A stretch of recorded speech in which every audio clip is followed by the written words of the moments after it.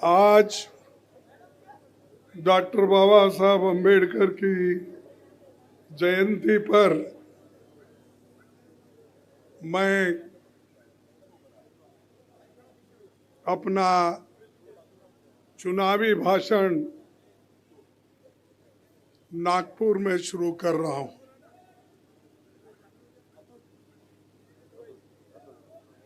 ये बहुत ही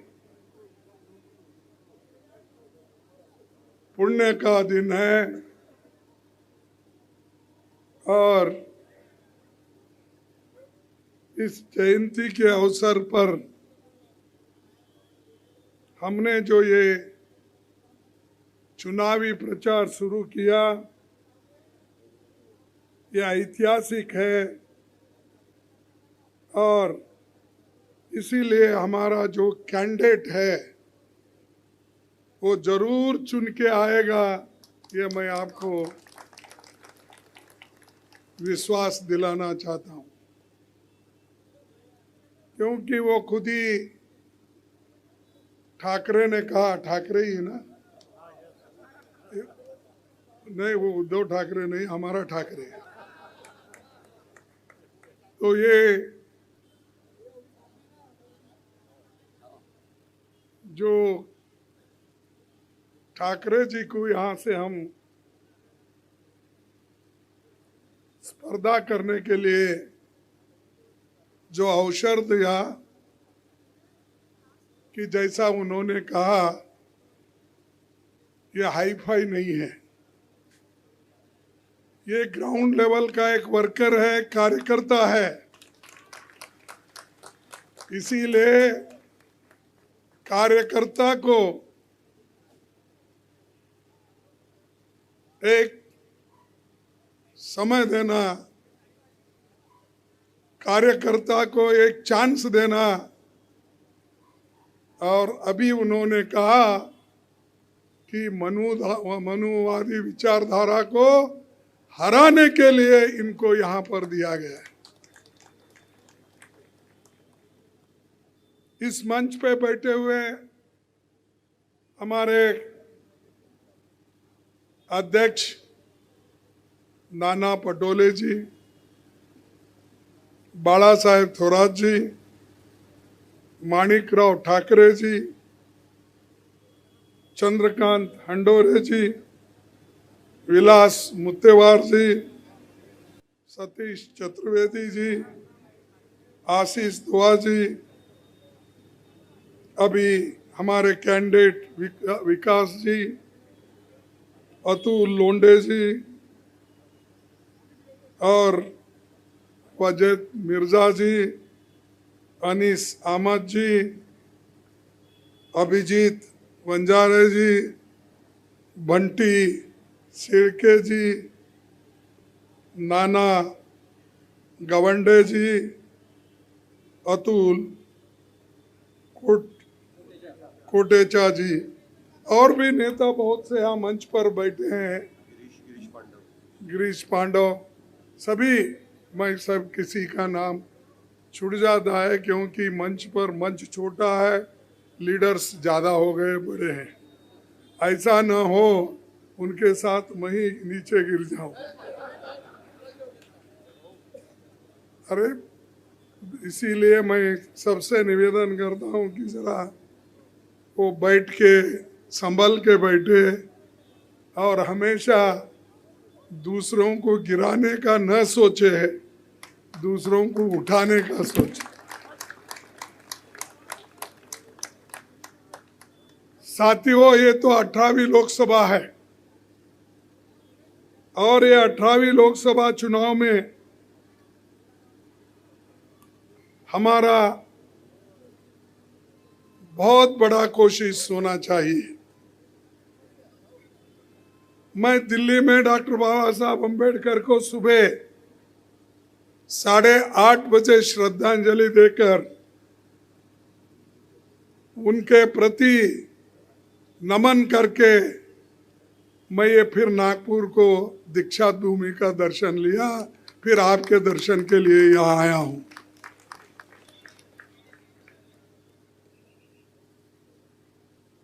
जैसा कि बाबा साहब अम्बेडकर ने हर बाधा को पार किया, उनका एक मशहूर कहना है, वो है शिक्षित बनो, संगठित रहो और संघर्ष करो। एजुकेट, ऑर्गेनाइज एंड एजिटेट, ये उनके मंत्र है। इस मंत्र को अगर कोई आगे ले जा सकता है तो वो भारतीय संविधान ही ले जा सकता है। और इसी भारतीय संविधान की रक्षा के लिए हम निकले हैं। और ये किसी एक के लिए नहीं, किसी पार्टी का प्रश्न नहीं है, किसी व्यक्ति का प्रश्न नहीं है। ये जो प्रश्न है, इस देश के 140 करोड़ जनता को अपने हकूक को कायम रखने के लिए हमारी लड़ाई है। चंद लोग ये समझते हैं कि कांग्रेस की लड़ाई बीजेपी के साथ है या गडकरी के साथ है, मोदी के साथ है। ये झूठ है। हमारी लड़ाई ना गडकरी के साथ है ना मोदी के साथ है। हमारी लड़ाई जो है मनुवादी के विचारधारा के खिलाफ है। हमारी लड़ाई इस देश के संविधान को बचाने की है और हमारी लड़ाई इस देश के लोकतंत्र को कायम रखने की लड़ाई है। हम कोई हिटलर नहीं बनना चाहते, हम कोई ऑटोक्रेट बनना नहीं चाहते। हम चाहते हैं सबको समान स्थान हो, सब मिलकर रहे। हिंदू और मुसलमान, सिख और ईसाई, जैन और बुद्धिस्ट एक होकर रहे। यही बाबा साहब अम्बेडकर ने सिखाया।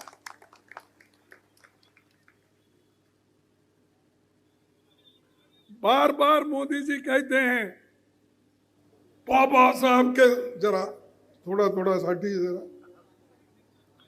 बाबा साहब के संविधान को हम बचा रहे हैं।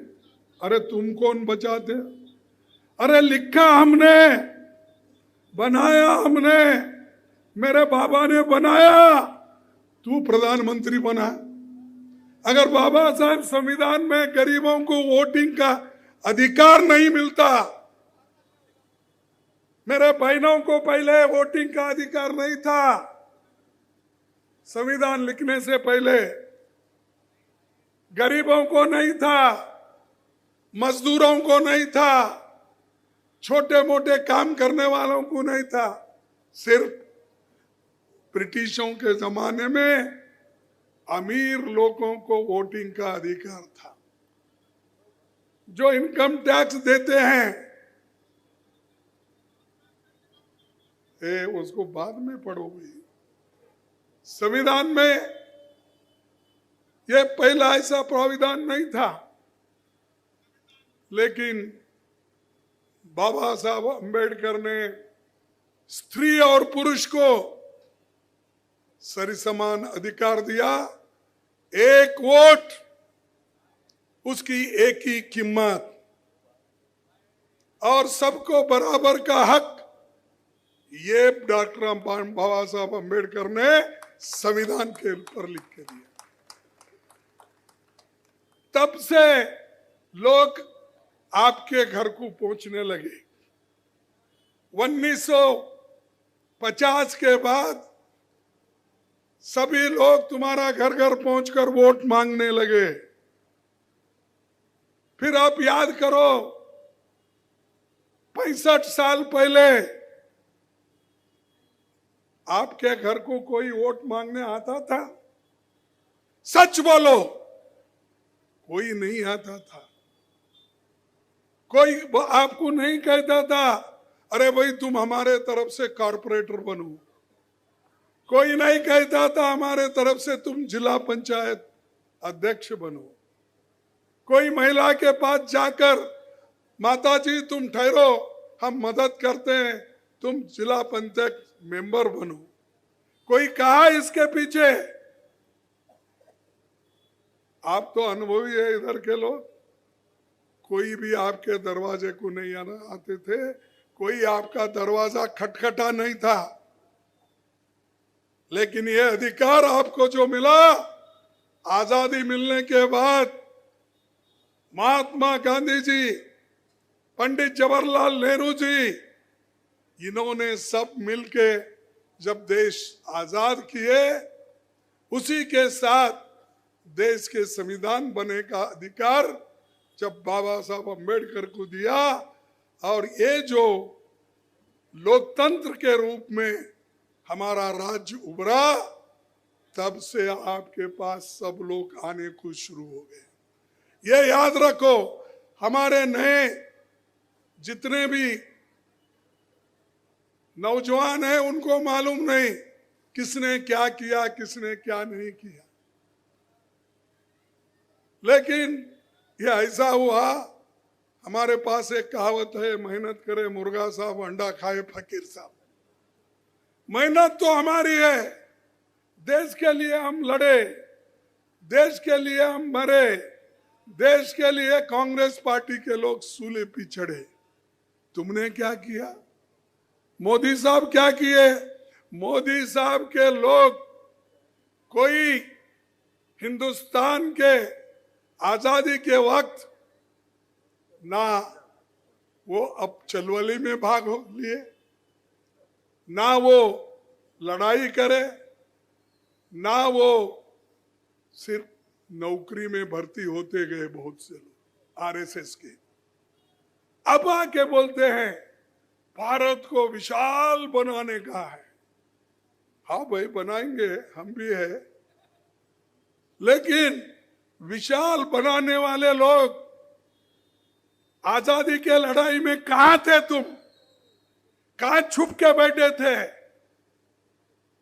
आज जो तुम बाहर आके हमको वोट दो, और हमने, कोई बोलता हम राम मंदिर बनाए हमको वोट दो बोल रहे, कोई बोल रहे डॉक्टर बाबा साहब अम्बेडकर का संविधान हमने अनुष्ठान में ला रहे, बोलता अरे बाबा, बाबा साहब अम्बेडकर की फोटो भी तुम्हारे दफ्तर में नहीं लगती थी।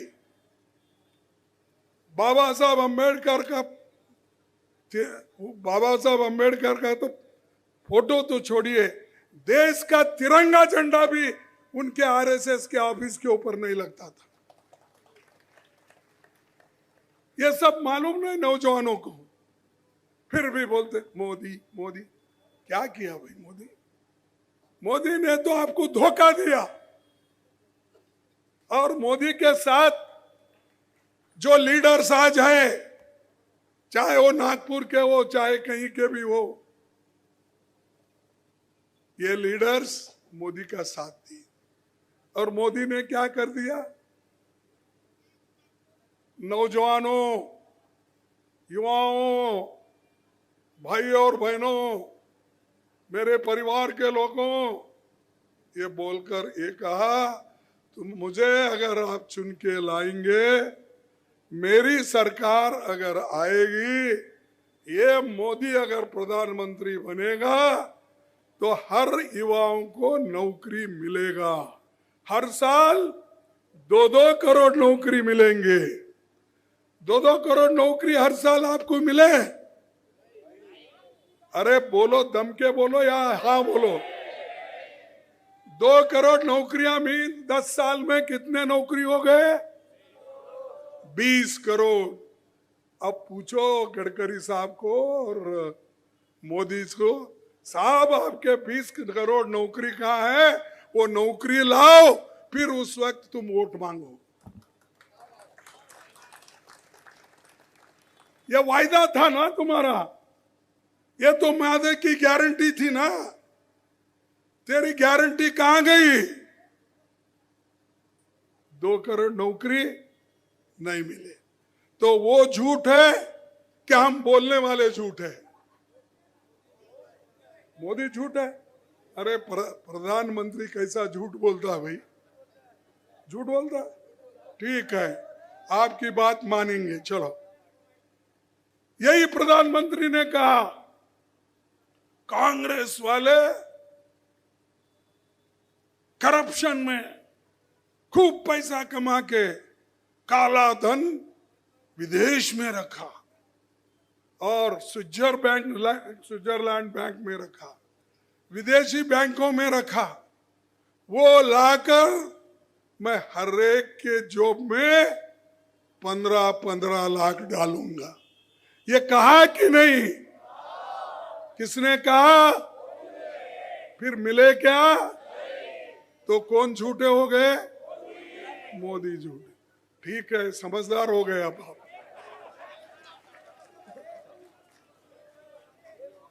तीसरी बात उन्होंने कहा, किसान भाइयों तुम परेशान मत हो जाओ, जब तक मोदी है सब कुछ मुमकिन है।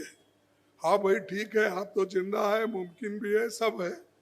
किसानों को बोले मैं आपकी आमदनी दुप्पट कर दूंगा। होगा किसानों की आमदनी दुप्पट? नहीं हुआ। देखो तुम ऐसा मोदी को ऐसा बदनाम मत करो। ऐसा फायदा ले लेकर अगर तुम बदनाम करेंगे तो लोग क्या बोलेंगे, भाई खड़गे साहब जाके हर जगह झूठ बोल रहे बोले।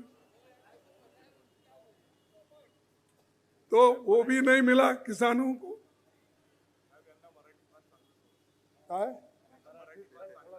अरे हिंदी राष्ट्रभाषा आहे देगा नाही, फिर काहीतरी चूक झालं तर तेच तुम्ही पेपर मध्ये लिहिता।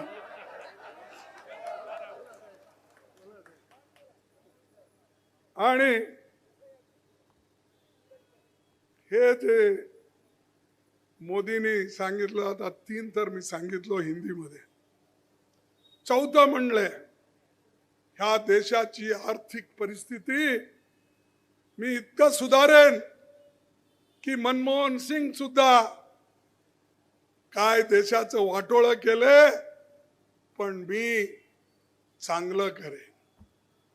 अरे आमच्या वेळेला देशाची आर्थिक परिस्थिती जीडीपी म्हणून ज्या नावाने ओळखलं जातं ते कमीत कमी 8-9% वर होता। आता तुम्ही किती केला? 5-6, याच्या पुढे गेल नाही। पण तरी पण तुम्ही खोटून बोलता, खोटं बोलता। मग मला असं वाटतंय की मोदी साहेब कसं खोटं बोलतात की जे खोटं बोलतात ते नेहमी अनेकदा जर खोटं बोलत गेले तर लोकांना हे खरंच आहे असं समजतात आणि खोटं बोलतात पण तेही रेटून बोलतात, जोरात बोलतात। हे त्यांचं। त्याच्यानंतर त्यांनी अनेक वायदे, मी जवळजवळ सगळ्यांना घर बांधून देतो, पण काय किती घर बांधले 10 वर्षात? 10 वर्षात जवळजवळ ते जे आम्हाला वचन दिले होते त्याच्यामध्ये 4 आणे सुद्धा केले ते, तरी पण ते लपवून घेतात। कुछ बनने में है, कुछ बनाने में है, कुछ ऑक्युपाय करे हैं, हे म्हणत मोदी जातात। आता अलीकडे तरी मोदी सगळं सांगतात काय, मी आता मोदीची गॅरंटी घ्या। मग आता पहिल्याची गॅरंटी कुणाचे होते? ते दुसऱ्यांचे होते। ते तर सांगितलं ना तुम्ही, पहिल्याचे गॅरंटी तर गेला, ते असं म्हणतात झालं ते झालं, आता पुढचं बघा। पुढचं काय ते असं सांगू लागले। मी आता काल रेडिओवर सुद्धा ऐकलो आणि ह्याच्यामध्ये सुद्धा पेपरमध्ये सुद्धा बघितलं। ते आता पुढे सांगतात की मी सगळ्या लोकांना सुख आणि समृद्धी देतो। और कांग्रेस के भ्रष्टाचारियों को आप नजदीक मत आने दो। ये अपोजिशन पार्टी सब भ्रष्ट है। ये किसने कहा? किसने कहा? मोदी जी ने कहा। लेकिन 23 लीडर्स, 23 पुढारी किधर गए? वहां सब, यहां जब तक हमारे साथ थे, जोपर्यंत आमच्या बरोबर होते, मोदींनी म्हणलं हे भ्रष्ट आहे, याला घेऊ नका, हा भ्रष्ट आहे, याला तिकीट देऊ नका, हा भ्रष्ट आहे, हे पार्टी ज्यांची भ्रष्ट आहे म्हणले। मग भ्रष्ट लोकांना तुम्ही घेतला कसा बा? 23 लोकांना धमकी दिली आणि त्यांना बीजेपी मध्ये आपल्या पार्टीत घेतले। अरे भ्रष्ट लोकांना मी येऊ देत नाही, त्यांना मी आपलं त्यांना एक पाठ शिकवतो असं तुम्ही म्हणला। पण कुठं आहे तुमचं पाठ? जे जे भ्रष्ट होते, जे चोर होते, त्या चोरांना तुम्ही चोर म्हणला। तशा लोकांना आज मोदी साहेब आपल्या मांडीवर घेऊन बसले।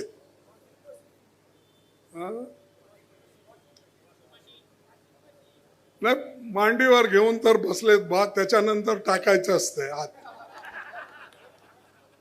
तर आता घेऊन बसले, त्याच्यानंतर शहाकडे फार मोठी वॉशिंग मशीन आहे।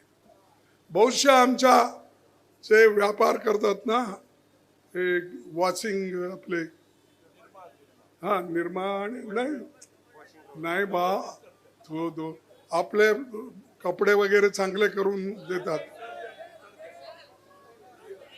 हा,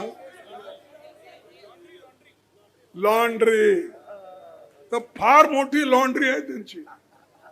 फार मोठी लॉन्ड्री मध्ये जे भ्रष्ट लोक आहेत त्यांना एक एक मोदी देतोय आणि शाह त्याच्यामध्ये टाकतोय आणि गडकरी साहेब त्याला बाहेर काढतात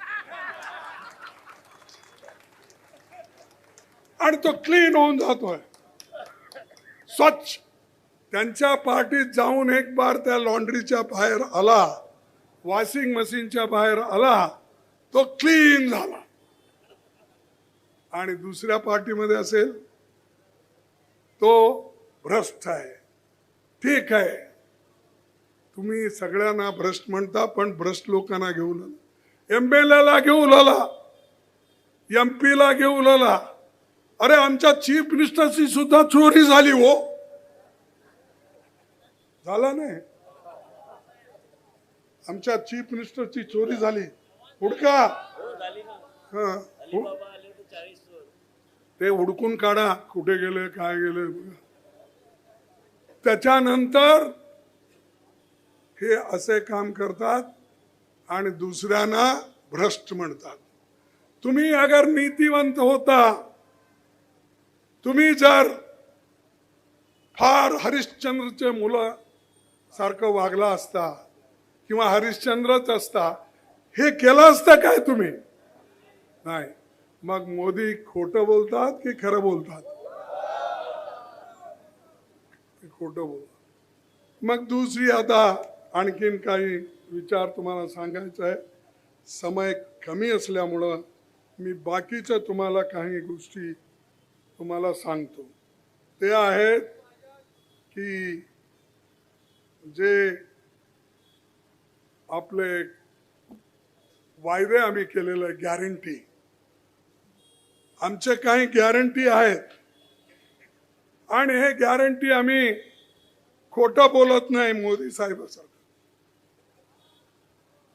आम्ही म्हणले, राहुल गांधी, मी आपल्या मॅनिफेस्टो मध्ये सांगितलंय की युवा न्याय, पहिली नोकरी अप्रेंटिस केल्यानंतर आणि त्या करायला 1 लाख रुपये 1 वर्षात त्याच्यावर खर्च केला जाईल।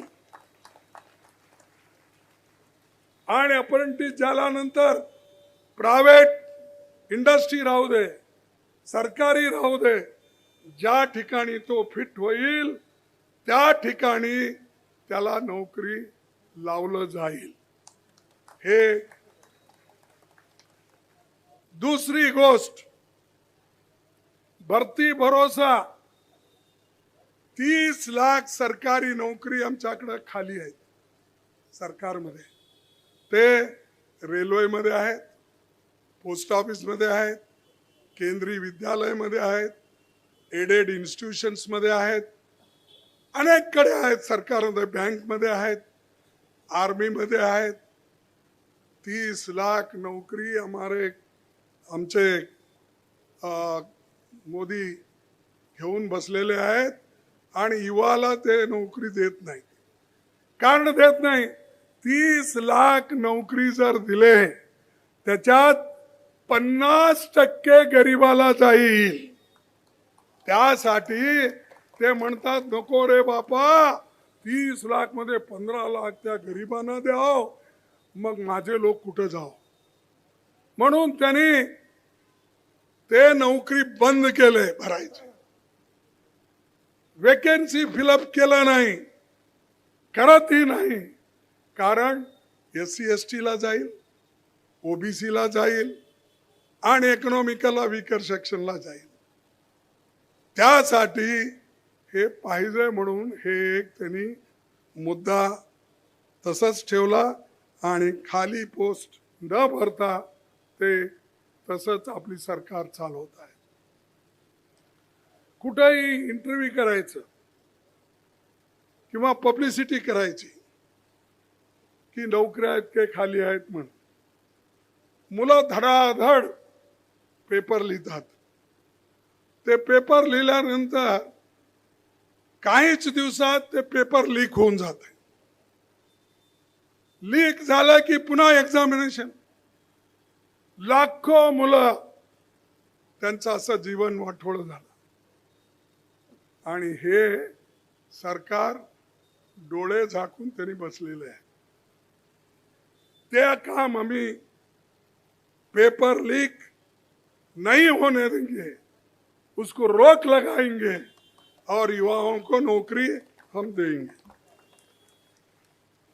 ये गिग वर्कर, छोटे मोटे हमारे काम करने वाले, डेले वाले, हमाल है, दुकान छोटे वो लगा के बैठते हैं, जिनको नौकरी परमानेंट नहीं रहती, उनके लिए हमने बेहतर कामकाज के एक नियम बनाएंगे, कानून बनाएंगे.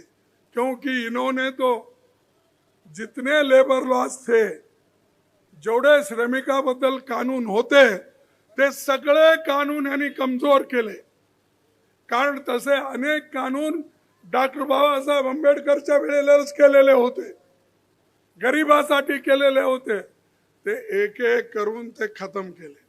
आता काय उरलं तिथं की डेली वेजेस, कॉन्ट्रॅक्ट लेबर, ज्याच्या मनाला आलं त्यांनी नोकरीवर घेतोय, त्याला काही ESI नाही, प्रॉव्हिडंट फंड नाही, लीव नाही, मेटर्निटी लीव नाही, काही नाही. काम करा पाहिजे तर, नाहीतर निघून जावा. पण ते आम्ही ती गॅरंटी आम्ही देतो की आम्ही त्या लोकांना संरक्षण करायची आमची जबाबदारी आहे. त्याच्यानंतर एक युवा रोशनी, त्याला एक आम्ही फंड करत आहोत. जवळजवळ 5,000 कोटी रुपये आम्ही फंड करून नवीन स्टार्टअप, म्हणजे कुणाला छोटं मोठं दुकान लावायचं आहे, मैकेनिक है, ड्राइवर है, ऐसे लोग जो कामगार लोग हैं, उनके लिए स्टार्टअप के लिए ये पैसे हर तरफ, हर स्टेट में ये रखा जाएगा. दूसरी, नारी न्याय, महालक्ष्मी हर गरीब परिवार की एक महिला को हर साल प्रत्येक महिन्याला 1 लाख रुपये आमच्या महिलांच्या साठी दिलं जाईल. ज्या ज्या घरात एक साल दरवर्षी बोले तो एक साल नहीं। आपकी कौन सी हिंदी है, मेरी भी अलग है। दर साल बोला नहीं, हर साल बोलो। 1 लाख रुपए उस महिला, जो महिला घर चलाती है, उसके हाथ में मिलेगा, उसको डायरेक्ट चेक दिया जाएगा। इसलिए आप खुश हो महिला, मेरे माताओं, हाथ उठाओ जिनको ये जरूरत है। ये देखिए, ये स्कीम कांग्रेस की है, और कांग्रेस जो गारंटी देती है उसकी वारंटी भी देती है। मोदी जी के जैसा नहीं है, गारंटी देना, वारंटी बगैर कुछ चले जाना।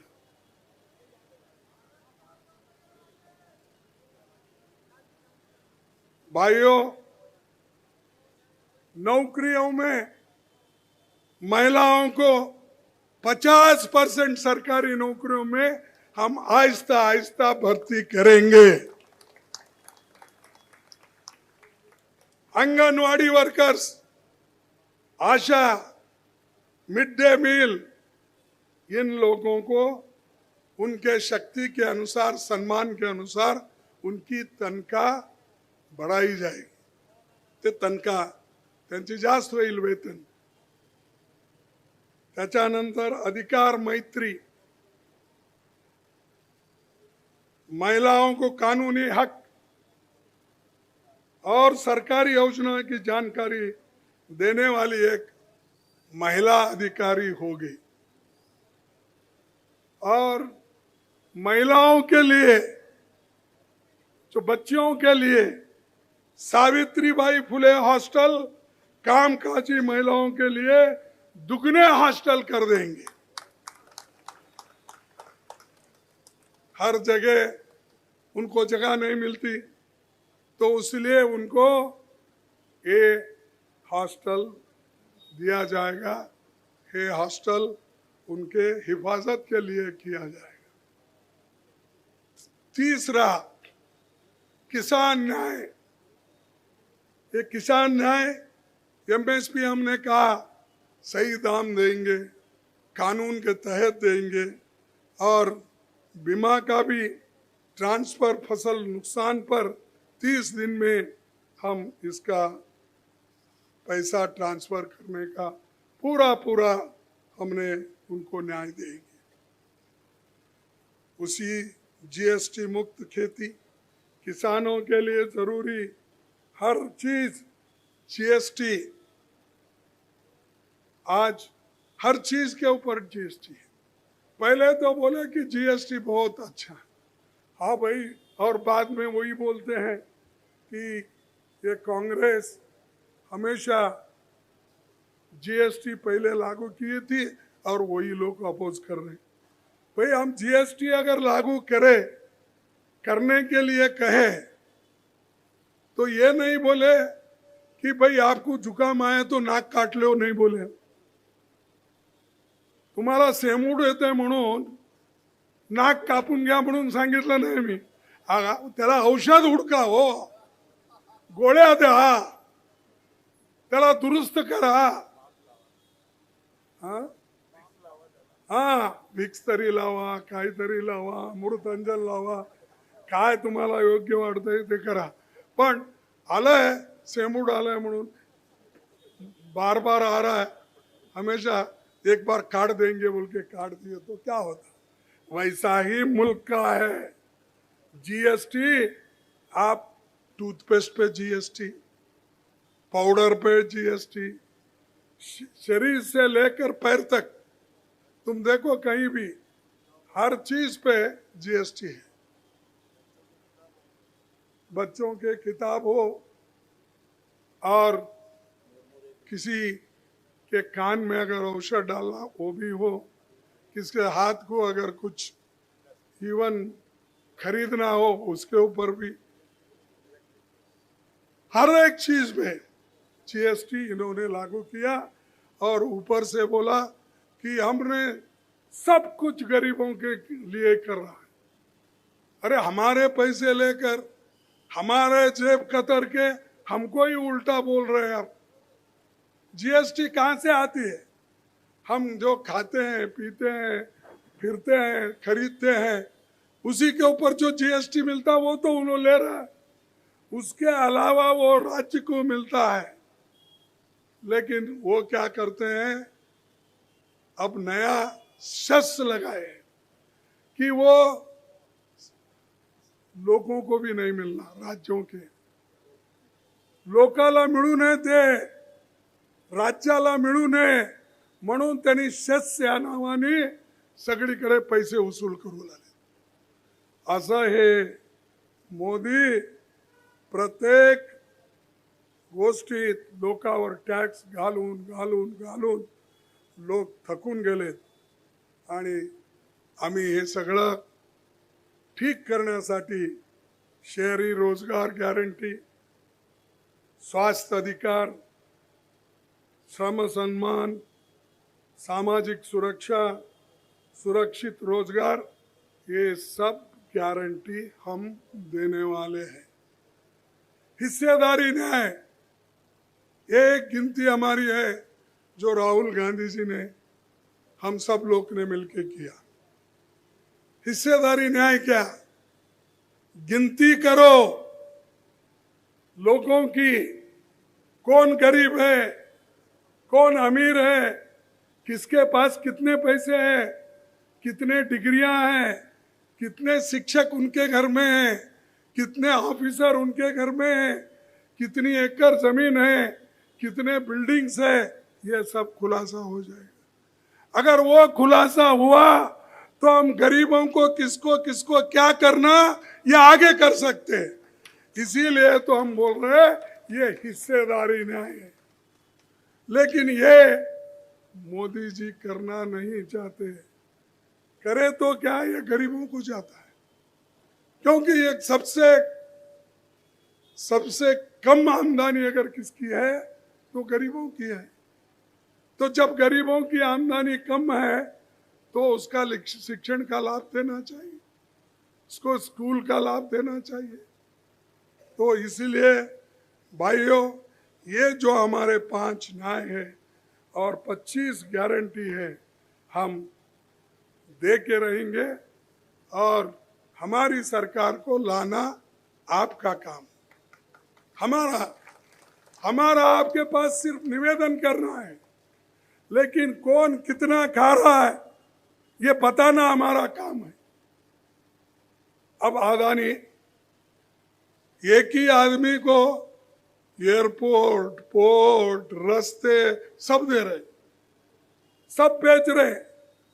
जो पंडित जवाहरलाल नेहरू जी ने इस देश में AIIMS, IIT, engineering college, polytechnic, ऐसे बड़े बड़े सब टेक्निकल इंस्टीट्यूशन खोले, बीएचईएल, बीआईएल, बड़े बड़े कारखाने खोले। उन कारखानों को बेच के कौन खा रहे?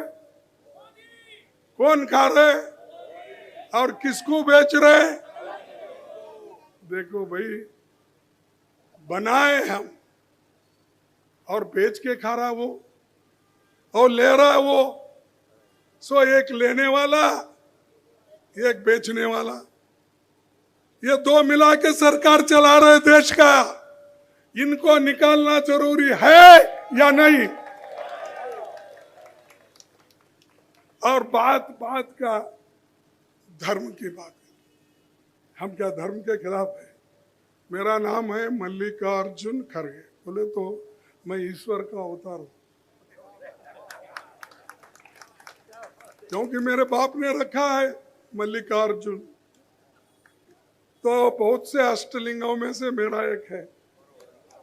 तो लोग, अब मैं क्या बदला, क्या एकदम मैं दूसरा कुछ बना? लेकिन वो मोदी बार बार जाते हैं, कहीं भी बोलते हैं हम कांग्रेस वालों को राम मंदिर का इन्विटेशन दिए। किसको दिए भाई? सिर्फ 2 लोगों को दिए। एक मल्लिकार्जुन खड़गे को दिए, क्योंकि अपोजिशन लीडर था है। एक सोनिया गांधी जी को दिए। बाकी किसको दिया? क्या हमारे पास कोई बाबा, कोई साधु संत उनको देव बोले? और पुण्य का काम हमेशा, प्राण प्रतिष्ठा का काम कौन करता है? साधु संत करते हैं। ये नया साधु बन गया, कभी पानी में डूबता है, कभी समुद्र में डूबता है, कहीं कुएं में बैठता है और कभी समुद्र के आजू बाजू फिरता है। ऐसे आदमी हमको बोलते हैं ये राम के खिलाफ है। अरे मैं अगर उसी दिन कहता तुम्हारी इज्जत नहीं बचती थी। तुम मुझे बोलते हो अयोध्या को क्यों नहीं आए? अरे अयोध्या को, मेरे को तो छोड़ो, मेरे लोगों को आज तक देवल में एंट्री है, पानी पीने देते हैं, स्कूल में आने देते हैं।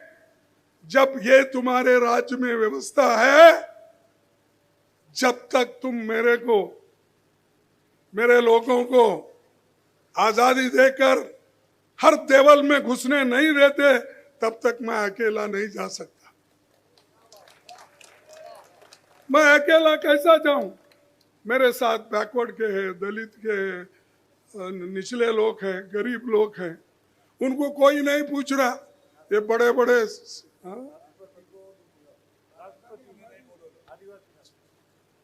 नहीं, ये सब लोगों को, अच्छे अच्छे लोगों को बुलाए। कौन आए थे उसमें?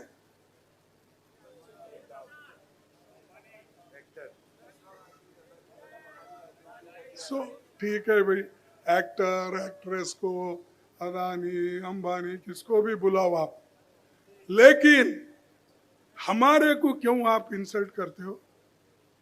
अरे मेरे लोगों को ही तुम नजदीक नहीं लेते, उसका छांव गिरने नहीं देते। घोड़े पे अगर शादी हो गई, जा रहा है तो उसको उतार के मारते हो और बोलते हैं राम का इंसल्ट किया। कौन किए? क्या हमारे पार्टी को इनविटेशन मिला था? मुझे मिला था, सोनिया गांधी जी को मिला था। और हमारे लिए तुम गालियां देते हो, फिर शंकराचार्य को भी गालियां दो। उन्होंने भी नहीं गए, गए क्या? चारों भी नहीं गए। देखो भाई, अब गरीब लोग हैं, हम गालियां खा रहे। अब उन्होंने अगर शंकराचार्य के खिलाफ बोले तो वो चौपट हो जाएंगे, खत्म हो जाएंगे, इसीलिए उनको छेड़ते नहीं। छेड़ने का गरीब को ही। तो इसलिए मैं ये पूछना चाहता हूं, मेरा तो छोड़ो, आपने पार्लियामेंट नया बनाया, नया पार्लियामेंट को उसका फाउंडेशन डालने के लिए राष्ट्रपति कोविंद थे। कोविंद को आप क्यों नहीं लेके गए फाउंडेशन डालने के लिए? वो राष्ट्रपति, इस देश का प्रथम नागरिक, उसके हाथ से फाउंडेशन नहीं डाले। कौन डाले? मोदी डाले। उसका उद्घाटन करने को भी हमारे मुर्मा जी को, शेड्यूल ट्राइब के लेडी को नहीं बुलाया गया। राम मंदिर का उद्घाटन के वक्त उन्होंने अपने साथ उनको लेके नहीं गया, और ऊपर से हमको बोल रहा है अपमान किया। अरे तुमने तो शेड्यूल कास्ट, शेड्यूल ट्राइब और हमारे देश के राष्ट्रपतियों का इंसल्ट करने वाले हमको सिखाते हो। ये वोटों के लिए खेल मत खेलो, बंद करो। लोग होशियार हो गए। अगर लोग एक बार उठे तो फिर आप परेशान हो जाएंगे। वो जरूर इस वक्त 2024 के इलेक्शन में उठ खड़े होंगे, तब आप परेशान हो जाए। आप बात ऐसी मत करो, हल्की बात। और दूसरी बात मैं कहना चाहता हूं, क्योंकि मुझे भी जाना है, वक्त भी हो गया है, आप लोग भी सुन के थक गए हैं, कि ये लोग फिर दोबारा अगर गलती से चुन के आए, बीजेपी और आरएसएस के जितने भी सपोर्टर्स हैं, आइंदा इलेक्शन नहीं होंगे, डेमोक्रेसी खत्म कर देंगे, संविधान को खत्म कर देंगे, ये तुम ध्यान में रखो। ये डिक्टेटर है, ये हुकुमशाही के लोग हैं, ये जमहूरियत में विश्वास नहीं रखते, ऐसे लोग हैं। क्या ऐसे लोगों को आप चुनेंगे? आप संविधान को बचाएंगे या नहीं? अरे सब बोलो बीच में, उधर बचाएंगे, संविधान को हम बचाएंगे, उसी के साथ जमहूरियत को, लोकशाही को, हम सब लोकशाही को बचाएंगे, बचाएंगे। ये बचाकर अपने जिंदगी को, हमारे ये इलेक्शन हमारे लिए, हम खुद के लिए मेहनत करने के लिए या खुद के लिए बचने के लिए ये जरूरी है। ये क्या अमीर लोग, बहुत से बड़े बड़े लोग कहीं भी बचते हैं, लेकिन हमको जो हक मिला है, वो हक जो छीनना चाहते हैं, उसके लिए हम हिफाजत करना जरूरी है। तो मेरे भाई और बहनों को मैं यही विनती करता हूं, कम से कम अपने लिए, अपने हिफाजत के लिए तुम ये काम करो और किसी के लिए नहीं। अगर हमारे ठाकरे जैसे लोग, हमारे को एक 275 सीट मिले तो मोदी गायब।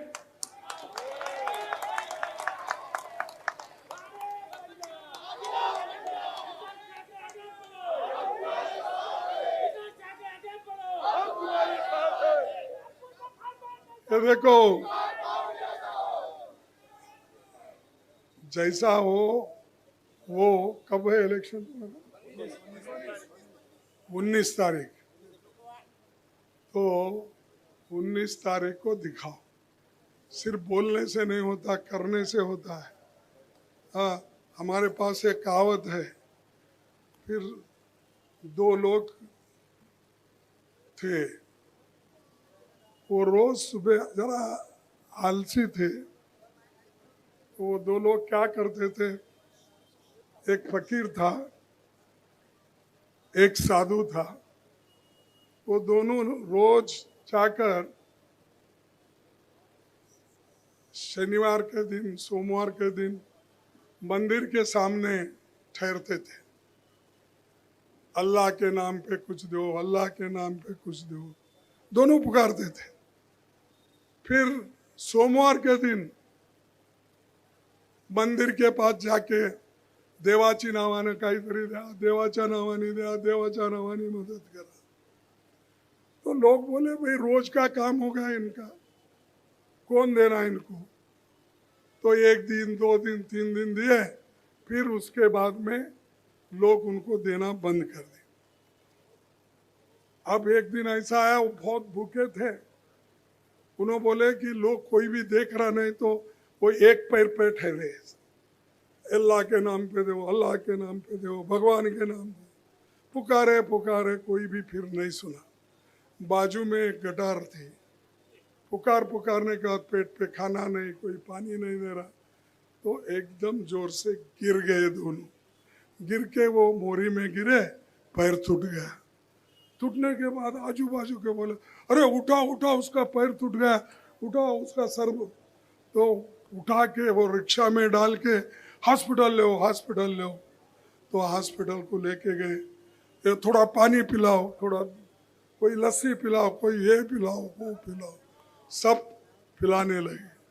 तब उसको होश में आने के बाद पूछे क्या है, क्यों ऐसा? नहीं साहब, भगवान देता भी है, टांग तोड़ के देता है। तो इसीलिए उनको आप सिखाना चाहिए, ये इजी नहीं है इलेक्शन, तुम्हारा टांग भी टूटे तो भगवान भी नहीं आएगा। इसीलिए एक हो जाओ, वोट डालो, हमारा निशान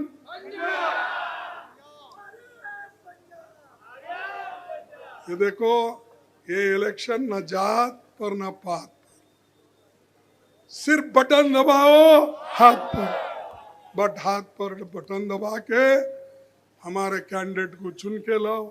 राहुल गांधी के हाथ मजबूत बनाओ, अपने हाथ मजबूत बनाओ और हमारे देश के संविधान और लोकतंत्र को बचाओ। धन्यवाद आप सबको। नमस्कार।